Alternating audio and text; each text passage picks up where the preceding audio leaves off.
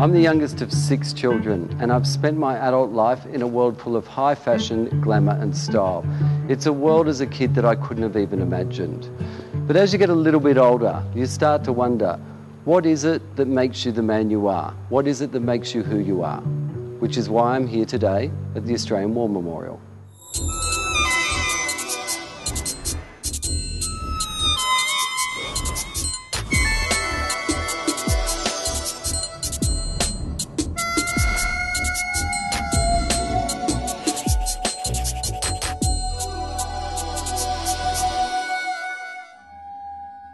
Albert William Niddrie was my mother's dad. He never spoke about his life, and he died before I was born. But they say he had a story, and its shadow falls across our family. I'm here to see if I can learn that story that he never told. Grandpa Albert wasn't a big bloke, which now explains my lack of height.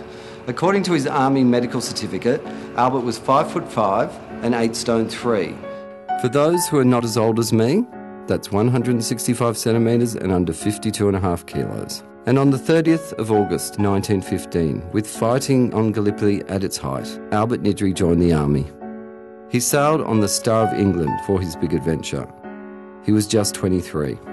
He was in the front line on the Western Front by the middle of 1916 as part of the 17th Battalion of the Australian Imperial Force.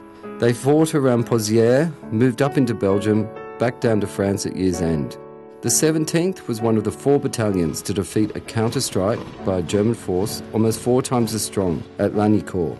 Albert gave his mum, my great-grandmother Maria, as his next of kin, and she'd have received the shocking news that her son was missing in action.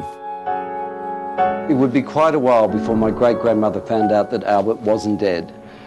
He was a prisoner of war. In the official statement he made on being repatriated, he described how we were short of ammunition, we held off until 9 a.m.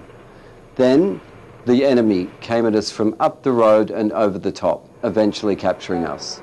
He said, in his own words, he was sent to a German headquarters where he was questioned, but gave no information, and then via Douai to Lille, the treatment there being inhuman. He talks about being moved to other places, the treatment also being extremely harsh and food lacking. And he remained a prisoner until the armistice. Albert got back to Sydney in May 1919, married, started a family and worked hard, but the war had left its scars. His health never recovered, so his wife, my nan, took him back to the south coast he'd known and loved as a boy. My nan used to talk about how Albert used to give things away, give money, give whatever was needed to other blokes who'd been prisoners. They would even open up their home to them. When they moved back to Giroa, people used to talk about the love that my nan and grandpa had for each other. They said it was the love that people dream of. My brother Chris, who is a doctor now, was Grandpa Albert's favourite. And even to this day, he can't cut nails because of the stories Grandpa Albert told him about the nail torture. In 1960, Grandpa Albert died. He was not even 70. So now, I know his story. I'm so proud to be his grandson.